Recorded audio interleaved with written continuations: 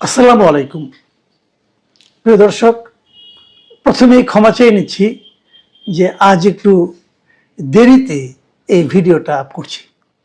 আমার ব্যক্তিগত কিছু সীমাবদ্ধতার কারণে এটা হয়নি, এই জন্য আশা করি আপনারা আমাকে ক্ষমা করবেন। মূল প্রসঙ্গে আসি। অনেকদিন ধরে একটা আলোচনা চলছিল, আমি নিজেও বহুবার বলেছি, এই যে এদেশের অনেক মানুষ বিশ্বাস করতে চান না যে আসলে কি ফেব্রুয়ারিতে নির্বাচন হচ্ছে, এবং এটা কেন বিশ্বাস করতে চান না, কি যুক্তিতে। এই যুক্তিগুলো কিন্তু অনেকে জানেন না, আমিও জানি না। এবং এটা নিয়ে আমিও বহুবার বলেছি যে সরকার যেভাবে অগ্রসর হচ্ছে, কোনো কারণেই আমি বলতে পারবো না, আমি প্রমাণ করতে পারবো না যে নির্বাচন হওয়ার ক্ষেত্রে কোনো ধরনের সংশয় আছে। তো প্রমাণ করতে পারবো না, তারপরেও দ্বিধা কেন? এটা নিয়ে আমি বহুবার কথা বলেছি, অনেকেই এটা নিয়ে আলোচনাও করেছেন, কিন্তু কেউ কিন্তু কনক্রিট কোনো ঘটনা দেখাতে পারেননি যে এই কারণে মনে করা যেতে পারে যে নির্বাচনটা ফেব্রুয়ারিতে নাও হতে পারে। তো সেই কারণটার অপেক্ষায় আমরা ছিলাম যে আসলে কোনো কারণটা পাওয়া যায় কিনা। আমার মনে হচ্ছে যেন আমরা সেরকম কারণ পেতে যাচ্ছি, সামনে আরো পাবো কিনা জানি না, মনে হয় পেতে যাচ্ছি। একটা কারণ পেয়েছি আজকে, সেটা আপনাদেরকে শেয়ার করি।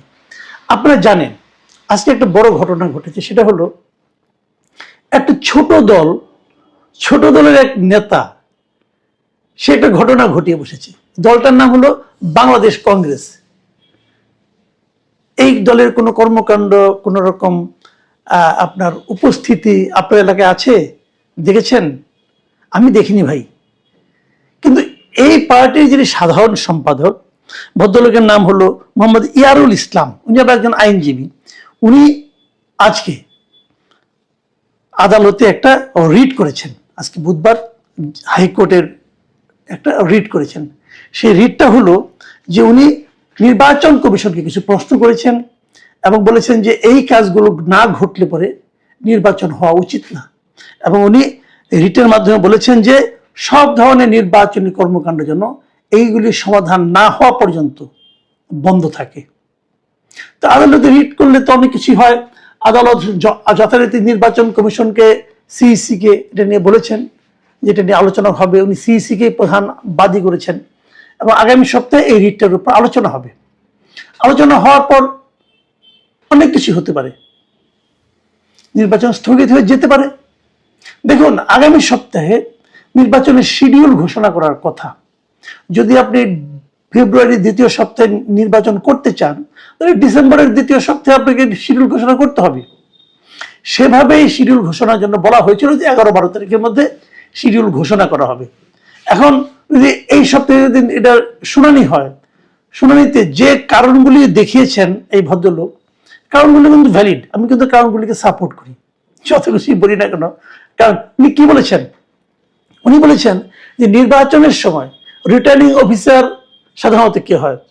রিটার্নিং অফিসার হয় ডিসি, এবং উপজেলা সহকারী রিটার্নিং অফিসার যিনি হয়, এটা হলো উপজেলা নির্বাহী কর্মকর্তা, ইউএনও। এই ইয়ারুল ইসলাম সাহেবের বক্তব্য যে নির্বাচন কমিশনের জেলা নির্বাচন কর্মকর্তা একজন আছে, উপজেলা নির্বাচন কর্মকর্তা আছে। রিটার্নিং অফিসার কেন জেলা নির্বাচন কর্মকর্তা হবে না? একদম ভ্যালিড কারণ, প্রশ্নটা কিন্তু ভ্যালিড। আমি এটা নিয়ে আমি নিজেও বহুবার বলেছি যে কেন ডিসিকে বানাতে হবে, কেন? এবং ডিসিকে যখন আপনি বানাবেন, তখন কিন্তু আপনি প্রশাসনের আন্ডারে চলে গেলেন। তখন কিন্তু নির্বাচনটা পরিচালনা করছে প্রশাসন, নাম হচ্ছে নির্বাচন কমিশন। অনেক সময় বলা হতো না যে নির্বাচন কমিশন হলো পোস্ট অফিসের মতো, সেখানে জমা হয়, ওনারা দেখেন। তাহলে মূল কাজটা কিন্তু করে ডিসি। উনি রিটার্নিং অফিসার, উনি নির্বাচনের ফলাফল ঘোষণা করেন, অনেক কিছু উনি অনেক কিছু করেন, উনি অনেক কিছু করতে পারেন।